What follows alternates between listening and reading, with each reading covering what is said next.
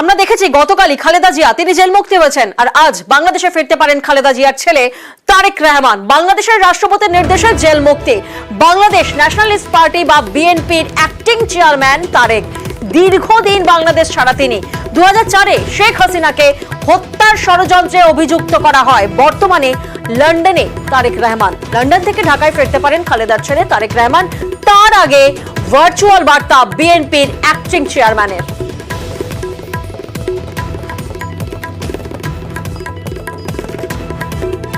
গুণী মানুষদেরকে রাষ্ট্র পরিচালনায় ও নীতি প্রণয়নে অন্তর্ভুক্ত করতে জাতীয় সংসদে উচ্চ কক্ষ চালু করার প্রস্তাব বাংলাদেশ জাতীয়তাবাদী দল রেখেছে। এরই ভিতরে স্বৈরাচার গণহত্যাকারী হাসিনার পতনের মধ্য দিয়ে হাজারো শহীদের রক্ত রঞ্জিত বিপ্লবের প্রথম ধাপ সফল হয়েছে মাত্র।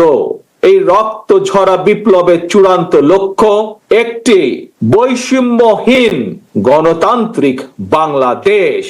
দ্রুততম সময়ের মধ্যে জাতীয় নির্বাচন অনুষ্ঠান করতে হবে। দ্রুততম সময়ের মধ্যে জনগণের ভোটে নির্বাচিত প্রতিনিধিদের কাছে ক্ষমতা হস্তান্তর করতে হবে।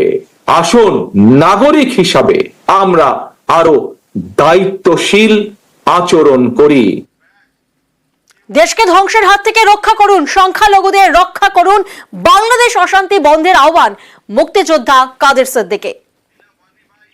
বঙ্গবন্ধু আর শেখ হাসিনা কোনো মতে এক কথা নয়। 32-এর বাড়ি যেভাবে জ্বলতে পুড়তে ধ্বংস হতে দেখলাম, তার আগে আমার মৃত্যু হলে অনেক ভালো হতো।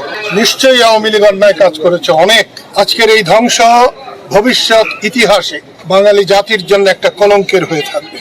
আমি সফল ছাত্র নেতৃবৃন্দকে বলবো, দেশকে ধ্বংসের হাত থেকে রক্ষা করুন, সংখ্যালঘুদের জীবন রক্ষা করুন। আওয়ামী লীগ করলেই কোনো দোষের নয়, কোনো আওয়ামী লীগের গায়ে হাত দেবেন না। দেশে শান্তি স্থাপন করুন, আপনারা জয় তিলক কপালে পড়ুন।